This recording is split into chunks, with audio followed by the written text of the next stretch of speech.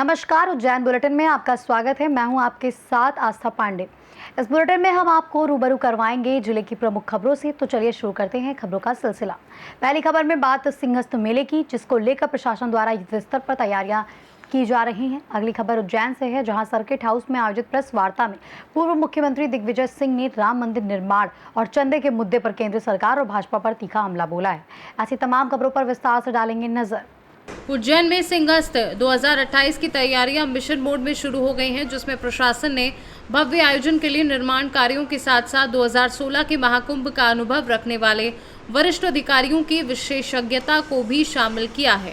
मेला अधिकारी एवं संभागायुक्त आशीष सिंह की पहल पर आयोजित विशेष कार्यशाला में भीड़ नियंत्रण, यातायात व्यवस्था और आपदा प्रबंधन जैसे अहम विषयों पर गहन मंथन किया गया। इसमें रविंद्र पस्तौर, कविंद्र कियावत, MS वर्मा, नरेंद्र सूर्यवंशी सहित कई अनुभवी अधिकारियों ने अपने अनुभव साझा किए।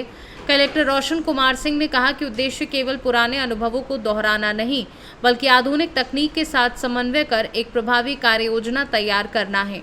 प्रशासन का अनुमान है कि सिंहस्थ 2028 में 30 करोड़ से अधिक श्रद्धालु पहुंच सकते हैं, जिसके लिए व्यापक स्तर पर तैयारियां की जा रही हैं। शनिवारी अमावस्या, सोमवती अमावस्या, सारी धर्मशालाओं पे कब्जे अपने करना होते हैं, पुलिस को ठहराव करना। तो जिनके लिए धर्मशाला बनी उनको मिलती नहीं। तो आपकी बार ये प्रबंधन करके कि सारा इंतजाम सरकारी व्यवस्थाओं का, अपने अधिकारी कर्मचारियों का हमारे पास होना चाहिए, क्योंकि ये प्रबंधन में हम जनता के हित को थोड़ा सा चुनौती देते हैं। जनता के हित के ऊपर एक तरह से वो अच्छा नहीं है, इसलिए उससे बचाने का काम भी करना है कि इससे बचना चाहिए। अब इसमें समान रूप से कुछ और बहुत सारी बातें सोची गई, सारी चीजों का। वैसे तो आपने अच्छा प्रबंधन ये भी किया कि जैसे रेल के मार्ग में मुझे ध्यान में आता कि शायद 2016 में फतेहाबाद का ट्रैक हमारा चालू नहीं था, जोड़ा गया है। कई तरह से इसका ये जो हम किए जाने वाले प्रयास है, उन प्रयास के बारे में विस्तृत विचार भी हुआ है। दोनों तरह से विचार हो रहा है। ये कई अर्थ में हमारे लिए वो भी हो रहा है, जिसके कारण से हर सिंहस्थ में कुछ चुनौतियों से हम निपटते थे। मुझे ध्यान में आता है यहाँ 80 के सिंहस्थ वाले तो कोई नहीं होंगे, है क्या? कोई हाथ खड़ा करे। 80 वाले, 80 के सिंहस्थ आप भी थे, दुबई थी, आप भी थे। 80 के सिंहस्थ में स्काउट गाइड के अंदर के एक स्वयंसेवक की भूमिका में उस समय सेवा कर रहा था। जब अपने राम लक्ष्मण मंदिर के यहाँ light and sound show, Ramayana का शो होता था, या बाकी पंचक्रोशी से लेके सारे कामों में करता था।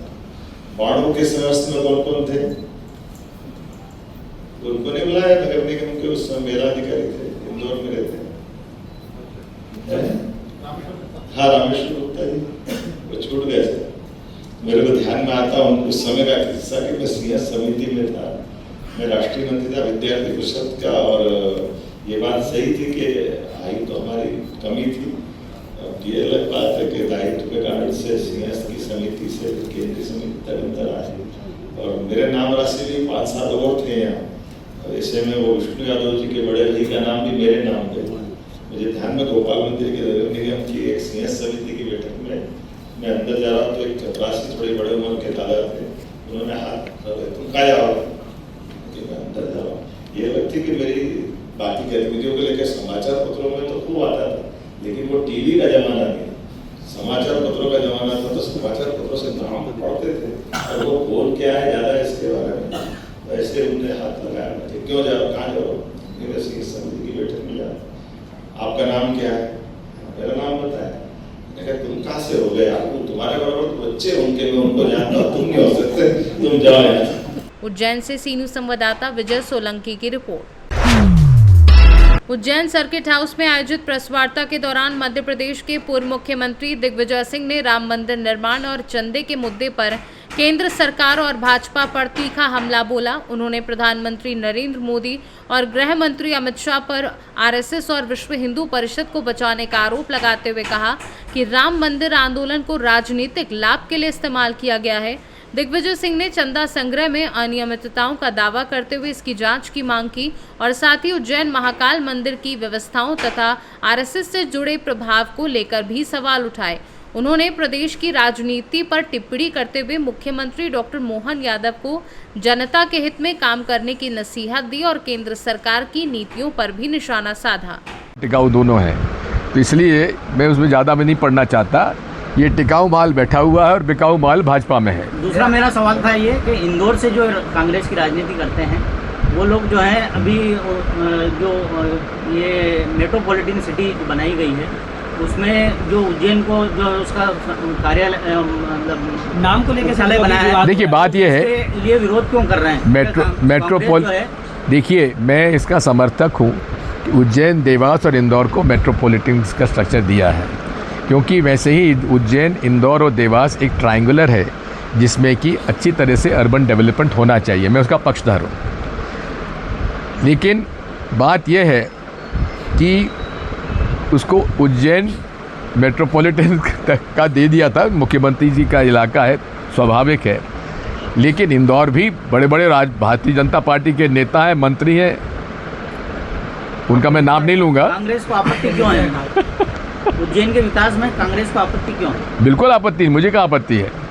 देखिए आपत्ति इंदौर वालों को हो सकती है, हालांकि मैं इंदौर में पढ़ा हूँ, मेरी शिक्षा पूरी इंदौर में हुई है और इंदौर ही इस देश, हमारी प्रदेश का एक इकोनॉमिक कैपिटल कोई है तो वो इंदौर है, उज्जैन नहीं। उज्जैन सांस्कृतिक राजधानी है, संस्कार संस्कृति उज्जैन की है, लेकिन बिजनेस सेंटर जो है वो इंदौर है, उज्जैन नहीं है। नाम किसका फिर आगे होना चाहिए? इंदौर होना चाहिए, उज्जैन का नाम? अरे नाम से क्या लेना देना? तो सर विवाद हो ही रहा है। तो विवाद करने वालों से पूछो। आप महाकाल मंदिर को लेकर हाँ महाकाल मंदिर का, ठीक आपने बताया। मैं उस समय से विरोध करता हूँ जिस प्रकार से, महाकाल मंदिर का विरोध नहीं कर रहा हूँ, जिस प्रकार से सुंदरलाल पटवा जी ने महाकाल की भूमि जो है एक आरएसएस की संस्था को दे दिया था, तब से मैं विरोध कर रहा हूँ। और मैं तब से इस बारे में अदालत में भी गया, सारी बात की, लेकिन अदालत का भी हालात आप देख रहे हो, उसके बारे में कोई टिप्पणी नहीं करता, कंटेम्प्ट ऑफ कोर्ट लगता है। हालांकि मैं दे चुका हूँ बयान एक मामले में। एक बात यह है, तब से मैं कर रहा हूँ। और आज उस ज़मीन पर क्या हो रहा बताइए आप? आरएसएस ने कब्जा किया है कि नहीं किया है? उसका आरएसएस के विश्व हिंदू परिषद को उसको लाभ मिल रहा है कि नहीं मिल रहा है? उनका गेस्ट हाउस बना हुआ है, साधु महात्मा बेचारे, उनको कुछ महत्व तो नहीं मिलता। आरएसएस और वीएचपी ने कब्जा कर लिया महाकाल पे। आज हालात ये है कि बजरंग दल के जब तक चिट्ठी ना जाए तो भस्म आरती नहीं मिलती है। ये सब कुछ कौन कर रहा है? आरएसएस और वीएचपी का जो मैं आरोप लगा रहा था, शुरू मैंने वहीं से किया था, वही महाकाल पे पूरा कब्जा आज आरएसएस वीएचपी का हो चुका है। और भस्म आरती भी कितना ले रहे हैं वसूल? हैं 250 है, 200 है। ठीक, मेरा एक प्रश्न था, वीआईपी दर्शन। हाँ वीआईपी दर्शन। हाँ जी, एनसीईआरटी ने उत्तर प्रदेश चुनाव में, देखिए अगर लोगों में धर्म के प्रति आस्था है, सनातन धर्म के प्रति आस्था है, यदि भगवान राम के प्रति आस्था है, तो वो इस चोरी और इस लूट को बर्दाश्त नहीं करेंगे, क्योंकि इसकी पूरी जवाबदारी, जिम्मेदारी भाजपा पर है, विश्व हिंदू परिषद पर है, आरएसएस पर है, और कांग्रेस पार्टी घर घर जाकर इसको बताएगी। और मैं एक बात को बता देता हूँ, इसमें भी षड्यंत्र है। जो मोहन यादव जी का केस है, जो इंडियन एक्सप्रेस ने चलाया है, ये आज का केस नहीं है। इस पर काफ़ी पहले से हम लोगों के पास जानकारी थी, कईयों के पास, लेकिन इंडियन एक्सप्रेस में छपने का मतलब है कि बिना नरेंद्र मोदी, अमित शाह जी के मंजूरी के ये नहीं छपा है। क्योंकि सुन तो लीजिए, क्योंकि ये जहाँ तक मेरी जानकारी है, मैं जब मुख्यमंत्री था, ये भारतीय युवा मोर्चे के और एबीवीपी के नेता थे मोहन यादव जी। इनके पीएचडी पर कुछ लोगों ने मेरे पास शिकायत करी, तो इनका प्रोफेसर गोपाल शर्मा थे, प्रोफेसर, हाँ, ये शिकायत आई थी मेरे पास, शरद जी के बड़े भाई तो प्रोफेसर गोपाल शर्मा ने इनकी थीसिस लिखी थी, ऐसी शिकायत मेरे पास आई थी। फिर प्रोफेसर गोपाल शर्मा जी ने कहा नहीं साहब, इन्होंने लिखी, मोहन यादव ने मान लिया। आजकल यूसीसी के मेंबर हैं। हाँ, नेचुरली बनेंगे जबकि मुख्यमंत्री के वो थीसिस लिखने वाले थे और डॉक्टर की उपाधि दिलाने वाले थे, तो नहीं बनाएंगे उनकी यूजीसी के मेंबर। तो इसलिए जब तक मैं रिसर्च नहीं कर लेता ज़्यादा बात करता नहीं हूँ। तो ये शिकायत तब से आई मेरे पास, और इसके बाद छुटपुट शिकायत आती रहती थी कि साहब इससे ज़बरदस्ती ज़मीन ले ली, इनका पूरा परिवार लग गया, अवैध शराब चल रही है, यहाँ पर पवित्र नगरी होने के कारण शराब नहीं मिलती है, लेकिन बाहर जैसी सीमा समाप्त होती है खूब शराब बिक रही है। और अवैध शराब का कौन कौन धंधे में शामिल है, मुझे जब तक प्रमाण ना मिल जाए मैं आरोप नहीं लगाना चाहता। तो इसलिए साथियों, आज मेरा एजेंडा राम जन्मभूमि की लूट का है। सर, चंपत राय जी को लेकर आपने जो हाँ, बात है, हाँ। लेकिन एफआईआर दर्ज नहीं हुई होगी। हाँ, नहीं हुई अभी तक। तो आपको नहीं लगता कि कांग्रेस को भी इसमें आगे आना चाहिए? बिल्कुल आना चाहिए। हमने, हमारी मांग है उनके एफआईआर दर्ज, गिरफ्तार करो चंपत राय को, अनिल मिश्रा को। खुलेआम इन्होंने अब वो किया है, और प्रमाण के लिए महिपाल सिंह है, दीनानाथ वर्मा है, क्यों नहीं लेते उनका प्रमाण? बयान लीजिए उनका, संजय सिंह से जानकारी लीजिए किस कदर भूमि का घोटाला किया इन लोगों ने। कांग्रेस सिर्फ आरोप लगा के रह जाती है, आज भी आप पीसी कर रहे हैं। आप चाहते क्या हो? नहीं, मैं नहीं चाहता। राजनीतिक बड़ी पार्टी है। अरे गांव जाएगी कांग्रेस। अरे हमने मंडल बना लिए हैं, हमने पंचायत कांग्रेस कमेटियां बना ली हैं। वार्ड क्यों बताओ साहब, कहाँ बन गई अपनी? पूरे जिले में 609 पंचायत कमेटी।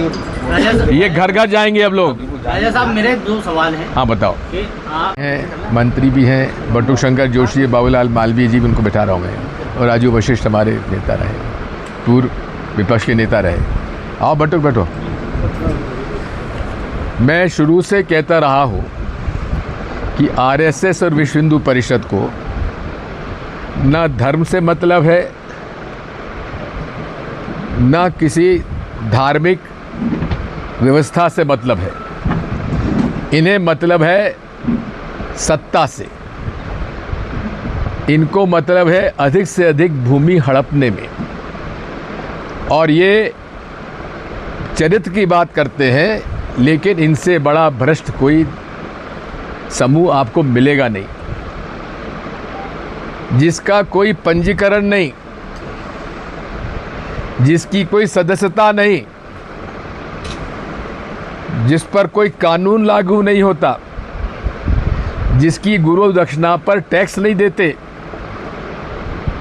ऐसे संगठन को इस प्रदेश ने कैसे इतना ताकतवर बना दिया कि आज लगभग सभी संस्थाओं पर ये धीरे धीरे कब्जा करते जा रहे हैं। मैं शुरू से कहता था सब महात्माओं से, हमारे गुरु शंकराचार्य जी से, कि महाराज इनका धर्म से कोई मतलब नहीं है, ये शुद्ध रूप से आपके संगठनों पर कब्जा करना चाहते हैं, और वे सारे मठ और मंदिरों पर कब्जा करना चाहते हैं। और आप देख रहे हैं, जो मैं कह रहा था वही हुआ है। राम मंदिर का मसला ले लीजिए, महाकाल के मंदिर की बात मैं उसकी बात करूंगा। राम मंदिर की लड़ाई हनुमानगढ़ी के निर्मोही अखाड़ा और गुरु गोरखनाथ जी के मठ के द्वारा 19वीं सदी से चली आ रही है, और तब से लेकर मैं कहता हूँ 1984 तक इसका आरएसएस से कोई संबंध नहीं था, वीएचपी का इससे कोई संबंध नहीं था। जब ये 1984 में केवल 2 सांसद रह गए, तब इन्होंने सोचा कि अब जब तक राम मंदिर का मसला हाथ में नहीं लेंगे, तब तक राजनीतिक लाभ उनको नहीं मिलेगा। और तब से शुरू हुआ विश्व हिंदू परिषद का और आरएसएस का राम मंदिर के अंदर। एक उदाहरण बता रहा हूं आपको चंपत राय जी का। चंपत राय जी कौन है? ये उत्तर प्रदेश के रहने वाले हैं, और जब शुरू से आरएसएस से जुड़े रहे हैं। इनका धर्म से कोई लेना देना नहीं है। इमरजेंसी में गिरफ्तार हो गए थे, भाग गए और संघ के प्रचारक बन गए, और संघ के प्रचारक बनने के बाद ये विश्व हिंदू परिषद में ले लिया गया इनको, और बड़ी सादगी का एक नाटक करते हैं, लेकिन इनसे बड़ा बेईमान और भ्रष्ट कोई मिलेगा नहीं। अब चंदा वसूली होती है, शुरू कब होती है? भगवान राम का विशाल मंदिर बनाएंगे, चंदा दो। शिलाओं की पूजन आप सबसे कराई कि नहीं कराई? अब आलोक कुमार जी इंटरनेशनल विश्व हिंदू परिषद के अध्यक्ष हैं। उन्होंने कहा है कि 12.5 करोड़ लोगों ने चंदा दिया, यानी कि 12.5 करोड़ परिवार ने चंदा दिया। और यदि एक परिवार में 5 लोग भी जोड़ें तो लगभग 70 करोड़ हिंदुओं ने और मुसलमानों भी दिया, सिखों ने भी दिया, सबने दिया चंदा। हमने भी दिया, पहली बार भी दिया और दूसरी बार भी दिया, क्योंकि भगवान राम के में हमारी आस्था है, हमारे इष्टदेव हैं। और जबकि मेरा तो राघवगढ़ भैया, हमारा राघव जी का मंदिर हमारा है, जहाँ 24 घंटे हमारे तेल और घी की दीप प्रज्वलित रहता है। एसआईटी बनी, एसआईटी की रिपोर्ट आ गई। इसी बीच में संजय सिंह जी आम आदमी पार्टी के राज्यसभा सदस्य हैं, उन्होंने इस पर काफ़ी अध्ययन किया है, मैं उन्हें बधाई देता हूँ। उन्होंने 11 बिंदुओं पर कैसे चंपत राय ने सस्ती ज़मीन को महंगी न्यास के पैसे से खरीदवाया, ये पूरा का पूरा जानकारी उन्होंने जांच के लिए 11 बिंदु सोशल मीडिया पे अवेलेबल है। मेरे अगर नहीं हो तो आप मेरे अकाउंट में चले जाइए, एक्स अकाउंट में आपको मिल जाएगा फेसबुक पे। उसकी जांच किसको सौंपी? एसआईटी के चेयरमैन को। साहब इसकी जांच भी करिए। बात यह है, ज़मीन खरीदी, उसमें बेईमानी, भ्रष्टाचार। हम लोगों ने चंदा दिया, उसमें भ्रष्टाचार। सिंधी समाज ने 200 किलो की चांदी की ईंटें शिलाएं दी, उसमें भ्रष्टाचार। एक व्यक्ति ने, एक महिला ने अपने जेवर दिए, उसमें भ्रष्टाचार। किसी को रसीद नहीं दी गई। और क्या क्या क्या रसीद नहीं दी गई कि अभी हम उसकी जांच कराना पड़ेगा कि कितना इसमें, इसके मूल्य कितना है, इसमें सोना कितना है, इसमें खरी को है कि नहीं है। उसका रसीद आज तक नहीं मिल पाया। और विदेशों से चंदा आया, उसकी भी रसीद नहीं मिली। मैं नहीं कह रहा हूँ, चंदा देने वाले कह रहे हमको रसीद नहीं मिली। बात यह है कि आरएसएस और वीएचपी, इनका धर्म से कोई लेना देना नहीं है। ये केवल इस देश के सनातन धर्म को पालन करने वाले लोगों को ठग रहे हैं। 60 करोड़ जिन्होंने चंदा दिया है, उनको ही ठग रहे हैं। इससे बड़ा बेईमान और गद्दारी सनातन धर्म के अनुयायियों के खिलाफ नहीं हो पाएगी। गांव-गांव में चंदा वसूली हुई है, आज उनके साथ धोखा हुआ है। ये पूरी जवाबदारी नरेंद्र मोदी जी आपकी है, और इन पर अभी तक आपने कोई कार्रवाई नहीं करी। अरे 10 रुपये की, 50 रुपये की चोरी हो जाती है, एफआईआर पहले लिखी जाती है। एफआईआर कब लिखी गई? पहले नहीं लिखी गई जब शिकायत हुई। जब लोगों के घरों से पैसा, नकदी वैसा वसूल हुआ, तब भी एफआईआर नहीं लिखी गई। जब एसआईटी की रिपोर्ट आ गई, तब जाकर गिरफ्तारी हुई। और गिरफ्तारी कैसी हुई? पुलिस ने रिमांड नहीं लिया, सीधा जुडिशियल रिमांड भेज दिया। इसका मतलब यह है कि हम तुमको परेशान नहीं करेंगे, आराम से आप जेल में जाइए। सरकार उनकी है, जेल उनकी है, आराम से बिताइए समय, और हम आपको कैसे बचा सकते हैं उस पर चर्चा करेंगे। आज पूरा आरएसएस और वीएचपी इस काम में लगा हुआ है, कैसे इन लोगों का बचाव किया जाए। ये मेरा आरोप है, फिर आरोप है। और इसके लिए प्रधानमंत्री जी और गृह मंत्री जी इसमें इनको बचाने में लगे हुए हैं, मोहन भागवत जी के कहने से। मैं तीनों को, और उसमें प्राण प्रतिष्ठा हुई थी, तो मुख्य जजमान कौन थे? श्री नरेंद्र मोदी। और उनके साथ कौन बैठे थे? मोहन भागवत। और जबकि सनातन धर्म की परंपरा है कि जजमान अकेला नहीं बैठता, सहपत्नी बैठती है कि नहीं बैठता है। मैं गलत तो नहीं कह रहा हूँ, हैं? हाँ, तो मोदी जी तो नहीं बैठे ना।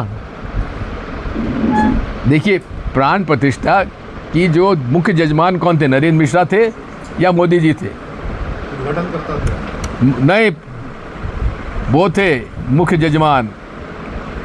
और देखिए, आप जो बात कर नरेंद्र मिश्रा की, वो आप कर रहे हैं शिलान्यास की। मैं मुख्य मंदिर राम मंदिर शिलान्यास की बात कर रहा हूँ, शिलान्यास की बात नहीं कर रहा हूँ। जो उद्घाटन हुआ जिसमें मुख्य जजमान नरेंद्र मोदी और साथ में मोहन बबुआ, दोनों कुंवारे। आप कह रहे दोनों कुंवारे? दो भाई, एक कुंवारा, एक ने छोड़ चुके, एक छोड़ चुका है, एक तलाकशुदा। तो बात यही है कि सारे हमारे सनातन धर्म की परंपराओं का विनाश किया इन लोगों ने। भाई, शंकराचार्य जी को नहीं बुलाया गया?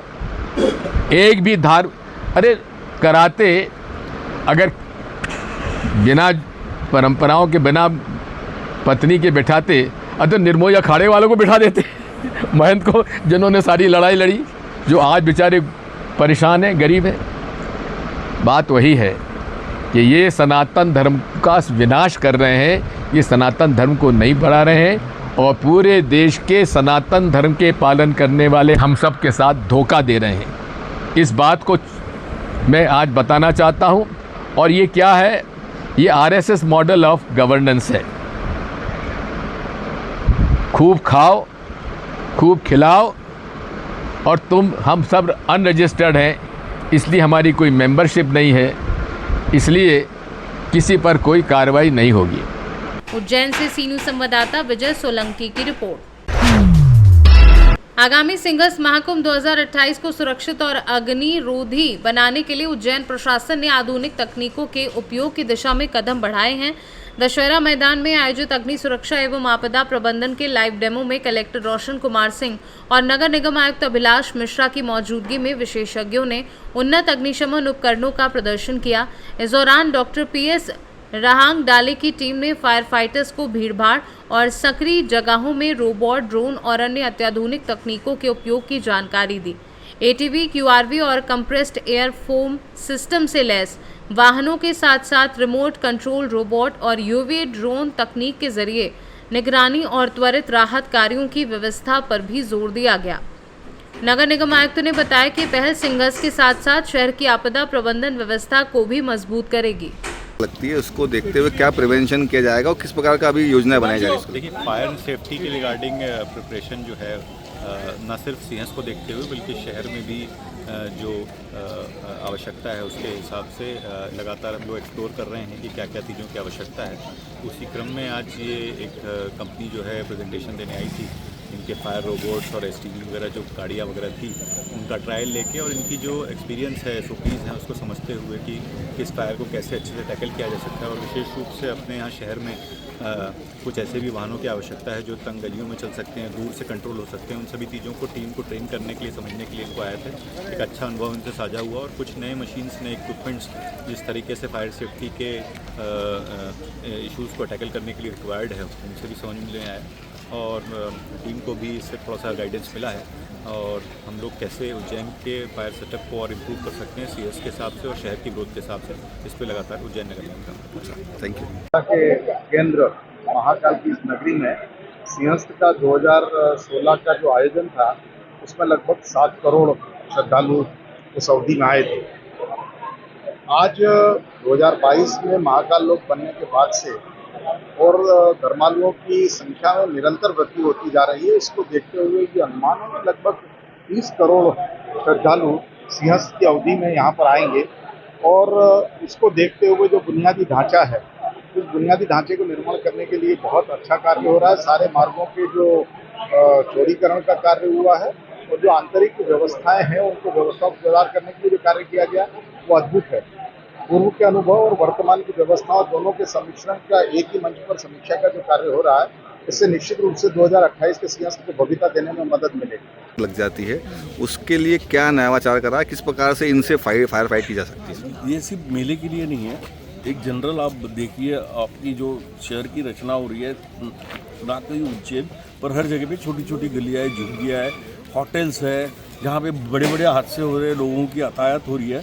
तो हम लोगों ने कॉम्पैक्ट सिस्टम, जो छोटी सी सिस्टम, जैसे आपने देखा होगा कि फायर इंजन बहुत बड़ी होती है और एक ATV ये जो है पीछे खड़ी हुई एकदम छोटी सी है, पर वो जो फायर इंजन जो काम कर रही है उससे भी ज़्यादा अच्छा काम, उससे ही ज़्यादा ड्यूरेशन फायर फाइटिंग का ये ATV करती है। और उसका यही फ़ायदा है, उसका यही फ़ायदा है कि आप कोई भी झुग्गी, कोई भी टेरेन उधर जाके इमीडिएटली अटैक कर सकते हो, आपको इधर टाइम वेस्ट नहीं होता है। अभी आपके जो उज्जैन निगम के लोग हैं उन्होंने भी ऑपरेट कर दी, उनको ट्रेनिंग की भी ज़रूरत नहीं पड़ी। तो इस तरीके से एक अच्छा हथियार अगर हम लोगों को, कोई जवान को समझो जूनी वाली बंदूक और नई वाली बंदूक, अगर नई बंदूक दो तो वो इफेक्टिवली काम करेगा। उसी तरीके से हम एक कोशिश है।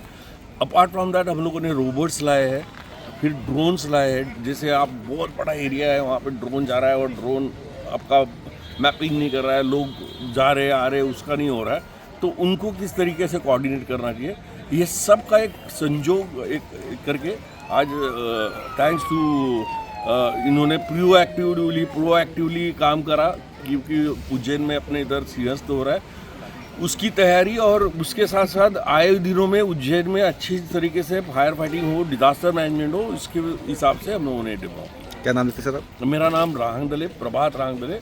मैं मुंबई से हूँ। मैं मुंबई में फायर चीफ रहा था, डायरेक्टर महाराष्ट्र फायर सर्विस और डिप्टी म्यूनसिपल कमिश्नर रिटायर हूँ। थैंक्स। इस बार का जो सिंहस्थ उसमें आने वाले श्रद्धालुओं की संख्या बहुत अधिक होगी। पिछली बार की तुलना में इस बार आप मान के चलिए कि कम से कम 4 गुना भीड़ आएगी। तो वो भीड़ जो आएगी वो अच्छे से सुविधाजनक तरीके से आ जाए, आने के बाद अच्छे से इनके स्नान हो जाएं, वो जहाँ भी जाना चाहते हैं भगवान के मंदिर में दर्शन कर लें और अखाड़ा क्षेत्र में, मेला क्षेत्र में भी उनका भ्रमण अच्छी तरह से हो जाए। उसके लिए आवश्यकता होती है कि एक तो घाट अच्छे होने चाहिए। तो इस बार काफ़ी अधिक लंबाई में, करीब 29 किलोमीटर लंबाई में नए घाट का निर्माण हो रहा है। तो घाटों की जो हमारे पास उपलब्धता है वो काफ़ी अच्छी हो जाएगी। और उसी के साथ साथ सड़कें भी हमारी जो इंटर डिस्ट्रिक्ट हैं वो सभी भी चौड़ी हो गई हैं और 3 नई और सड़कें भी आ गई हैं। तो लोगों को, बाहर से आने वालों को जो सड़क मार्ग से आ रहे हैं उनके लिए भी काफ़ी आसानी होगी। और सड़कों पर भी जिस तरह की सर्विसेज पब्लिक और प्राइवेट सेक्टर्स में आ रही हैं तो वो भी निश्चित तौर पर एक सुविधा के लिए हमारे जितने भी आने जाने वाले लोग हैं वो बड़ी उपयुक्त होंगी। उज्जैन से सी न्यूज़ संवाददाता विजय सोलंकी की रिपोर्ट। फिलहाल के लिए इस बुलेटिन में बस इतना ही। बाकी देश और दुनिया की तमाम बड़ी खबरों के लिए बने रहिए सी न्यूज़ भारत के साथ।